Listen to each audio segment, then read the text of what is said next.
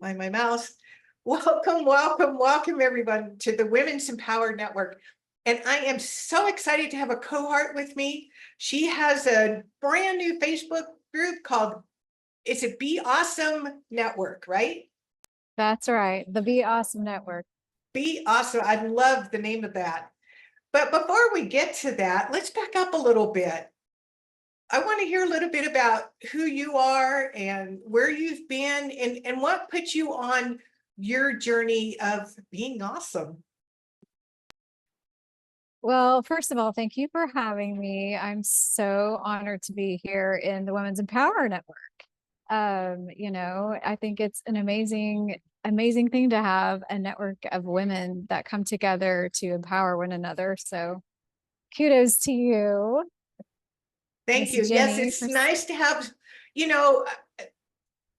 not trying to be too stereotypical, but generally, men have this competitive nature to them where we're connectors.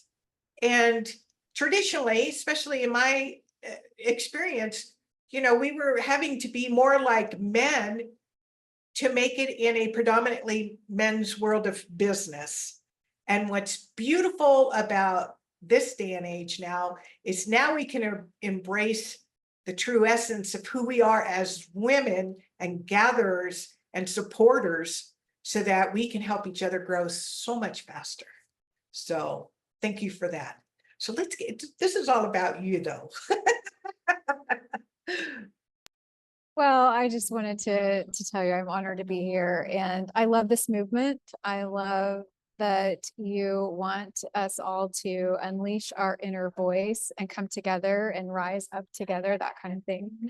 So I guess I can start with about 2 years ago. I suffered a crash. I'll call it a crash. I had been working full time my whole life. I was a gymnast, a competitive gymnast growing up. And so I pushed myself and people pushed me really hard. And then I went into college and competed there, and then straight into marriage and 3 kids and working full time. So I guess my inner self was just always going. I just had this, like my wheels were spinning. And as soon as I got out of bed, I just went for a long time. That was your conditioning. I mean, being a gymnast, that's exactly what we were talking about. That's a very powerful conditioning. I mean, it definitely has its positive aspects for sure. But yes, I'm very grateful for a lot of the qualities that it gave me over the years. But pushing myself too hard was definitely one of the things that kind of took me down. So I found myself, I went to work one day, worked really hard, drove home. I don't remember driving home, but I knew I could feel it in my body. I could feel myself breaking down. And when I got home, I just went straight to bed. I think I still had my clothes on. And when I woke up, I was really out of it. I was super confused. My mom was in the other room. A couple of friends had been by to check on me, and it was just a really scary time. So what had happened is my nervous system had basically misfired, we're done. Things were I was just done. And I was in a state of hyper arousal. And if anyone's ever been there, it can be very painful. So I was having panic attacks and anxiety attacks every 20 to 30 minutes or so. And it took me a whole year to recover from that. And thankfully I was able to take, some time off of work, but I had to teach myself to slow down. So my climb back out of all of that was kind of the process of trying to listen to my body, trying to be more aware of what I was doing to myself, trying not to achieve so much, trying to be okay with myself and by myself. I also went through a divorce, and it was just a crazy time. And so as I was starting to heal and get better, I was starting to notice that I was living in a totally different way. And people would tell me, you've got to share your story. You've got to, so I'm like, sure. I mean, I'm writing stuff down. I don't know how it's going to come out, Right. but, but as time went by, and it was time to go back to work, right? So I was off work, but I had to have an income. So I knew in my heart that I couldn't go back to full-time in office work. And I just basically prayed and said, please, God, just send me a job that I could do remote. So I just started looking for those kind of jobs, and I found one. And so I've been working remote for a year now. And it's the first time ever I've tried my hand at this remote thing, but I'm really loving it. And it's really allowing me the time that I need for myself. And I continue to heal and grow. And so as I kind of stepped into remote work and out of a rent house, I was like, I have 3 months basically until the house I own is going to be available for me to reoccupy. So I've been traveling for 3 months. Well, I mean, 3 weeks, but it feels like 3 months. So that's why I'm like popping in and out of coffee shops. So I'm by myself, with myself. I like to call it with myself. There you go. Yeah. So I'm with myself. I'm having the time of my life. And I get to like decide what to do, what to eat, where to go. And so it was the perfect time to start to think about starting something like this, the Be Awesome Network, just creating a community like yours that people can come to and be inspired. And really it's not about me and my story. It's about them and their stories. And I'm learning so much already in, I don't know, what has it been, 10 days, I don't know, 8, 9 days, something like that. Just got to talk to so many different people, and it's just been amazing. It is, and it's so funny because it's almost like there's two camps. There's the ones that have too much fear and can't get going. And then there are ones that are overachievers, and you're not the first one that I've met that overachievers who have had to do, at some point, had to do this exact same thing. They had to take a sabbatical and they had to learn the skill of just beingness, and how scary that must have been. You were probably like without the structure. I didn't know what to do. For number one, I wasn't myself for a good 3 months. I couldn't drive the car. Oh, wow. Yeah, my friends were coming over to cook me food and even cut my food up because I was so weak. I had lost like 20 pounds in 1 week. My body just shut down, and I had to kind of relearn a lot. Like I was slurring my speech. I was losing my balance. I mean, there was just all kinds of things going on. So yeah, just relearning all of that and taking the time for myself. I mean, I was kind of forced to slow down, but it did teach me to appreciate everything that I was able to gain back, because I really thought I was damaged for good. I mean, I didn't know. I knew people who had suffered something like that who had never come back from that. So that was another fear I had, that thankfully, because I did take so much time and I was patient with myself, I didn't push myself past my limits, because I had learned the lesson the hard way. What were some of the signs, speaking of limits, how did you know when from being an overachiever and ignoring all those signs, what was kind of the signs? How did you know what your limits were? Well, I think growing up as a gymnast, you learn to ignore some of the cues that your body naturally wants to give you, not only like pain and injuries, but the nervousness that you feel, because you have to get up on that apparatus and do the routine. So my body had trained. I had trained my body, my mind had trained my body to kind of just ignore those signals.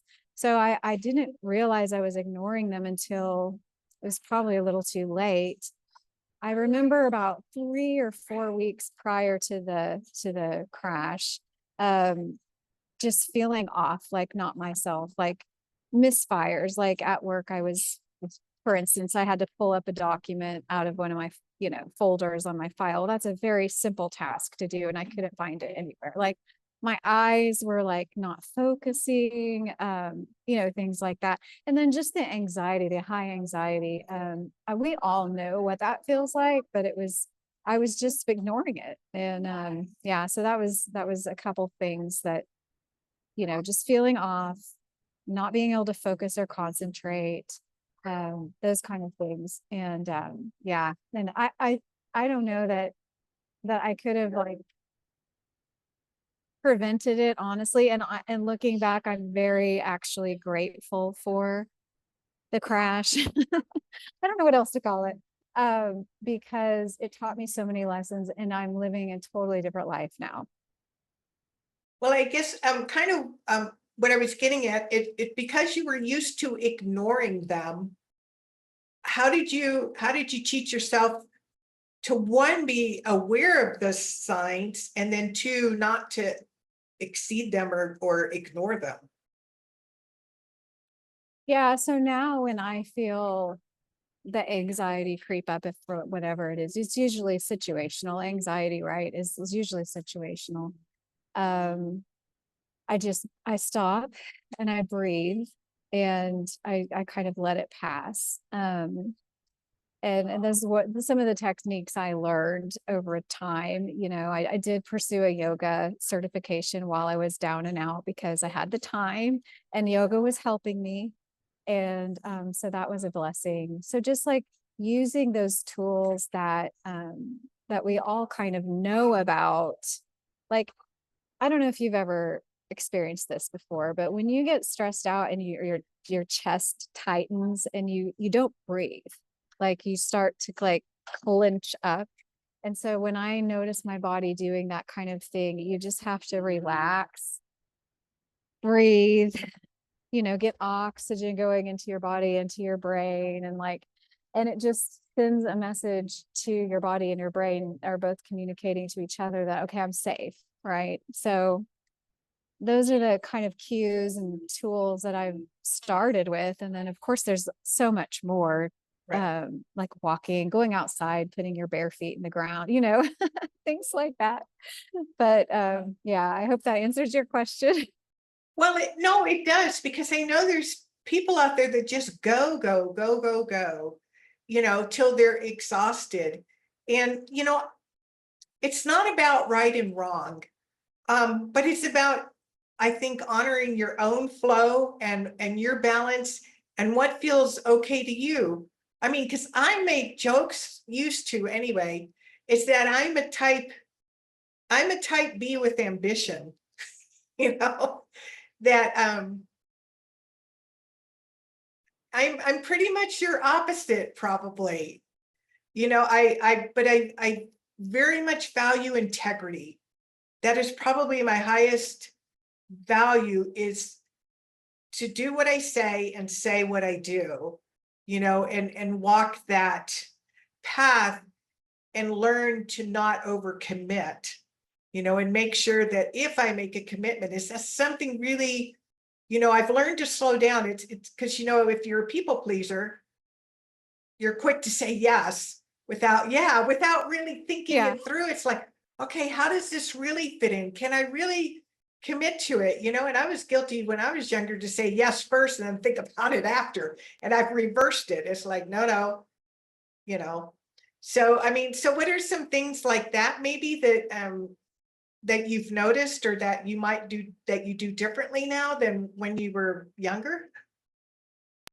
Yeah, well, I definitely identify with the people pleasing thing, because I think, like we've talked about, I was kind of trained to perform for other people, for the good score, to make good grades, that kind of thing. And so, yeah, people pleasing is a hard one, and just trying to take into account, like thinking of others and their needs first is a beautiful thing. It can be a beautiful thing, but I took that way too far, to the extreme. So now I feel like I have a good balance, because I am a kind person, but I am starting to draw boundaries. So that was one thing I had to learn that year, is how to make a boundary and keep it, because I would make a boundary and, oh, it's okay, you know? Yeah. So yeah, boundaries, having strong boundaries in place of what is acceptable behavior towards me, or even with my time, you know, because if you let it go, if you let people, walk over your boundaries, then you're showing them where the boundary really is. And that's, even though in your mind it's over here, if you're letting them cross it, then to them it's over here. And so just learning, like, communicating boundaries, even with my own children. They were older, but I had realized I had kind of let them do some of the decision making that I should have been doing. And yeah, so boundaries is a big one, and not people pleasing, like we've talked about. That is, it's so common, I think, upon women. And you brought up a good point, because I could hear it rattling around in the back of my mind. It's like, young mothers going, well, we have young children, it's like a conditioning. Our feelings do not count when we have a crying baby, or, their needs need to be met. But then it's like, for both of us, them growing older and us growing older, it's learning how to set respectful boundaries for them and for us. It is. I was very blessed to have a very amazing stepmom that I shared custody with my kids, and she even taught me a few things, that helped me implement things that I might have kept overdoing for my children. And her as a stepmom going, I'm not doing your wash. And so then when they would come back to be with me, it's like, well, why would I want to undo that? So it's like, okay, yeah, you do your own wash now, but it's little things, isn't it? That it all adds up. So you don't have your kids full time right now, or are they older now? Yeah, so my youngest is just graduated out of high school, so he's a free bird now, and my other two have been, either in college or working full time, so they're pretty independent, and they live, outside of my home, and so yeah, so they all kind of flew the nest, so I decided to fly it too. I know, didn't you just mention recently, I don't know if you're still there, you were in Florida? Yes, I'm in Florida. My plan, which is very flexible, is to stay here until at least September 1st. But I have a feeling I'll stay longer. I don't really have to be back in my home that I own. So I'm just kind of learning how to live a little more free, and, fly by the seat of my pants. And honestly, not only that, not just for fun, but just to follow the guidance inside of me. I feel like this is kind of a journey for me. For the first time in my life, I'm by myself, with myself. Um, no one else is depending on me. Yeah. So I'm taking this time for myself to really explore who I am, who I want to be, where I want to be, what I want to do. And I'm really, it's interesting, and it's very surprising to me. I'm not lonely. I mean, I have people I talk to, right? Because we have our phones and things, but I'm not lonely. I'm actually really, really loving this. So That's wonderful. I'm so excited and happy for you. And when you're showing other women, especially, the possibilities, because we kind of get in a box of how we've been taught, or how we think we need to do things. And you've kind of erased the lines, and making and getting rid of your lines, and expanding what might be possible for you. And that takes a lot. I feel like that takes a lot of courage. yeah, I guess it does. I think I was just ready. When you're ready to do something like this, or whatever it is, buy a car, buy a house, all of that takes, all the decisions we make take courage. And it just kind of lined up in a way for me that I just decided to go for it, and I'm so glad I did. So Good for you. That is so exciting. I love living vicariously through you. Because for right now, my feet are on the ground, which is fine. I'm loving that too. So what would be some parting words you would want to share somebody who's kind of maybe in a transition themselves on their journey? I'd say trust your gut, because we all have a gut feeling that we sometimes ignore. And I've been there, I've ignored it definitely. But I feel like we all kind of have a knowing that what our next steps should be or could be. And sometimes we hold ourselves back because we're fearful or because we want to make excuses, right? But I would just say that if you're if anyone out there, if any of you women are out there, know that you're supposed to be doing something and you haven't started it yet, I would just say start. Just take the first step, whether that's just researching on your phone or calling a friend and asking their opinion about this thing that you're supposed to do, that you're supposed to do, that you haven't started yet. Yeah, I would just say take the first step. Well, that's awesome. Lori, thank you so much for being here. And I want to be sure to let people know, we'll put it above this interview. If you want to learn more about Lori and her Be Awesome network, how you say it? What is it exactly? It's the Be Awesome Network. Yeah. Okay, perfect. And Lori, thank you so much for being here today. Thank you so much. I really appreciate it, Jenny. It's been an honor. So thank you.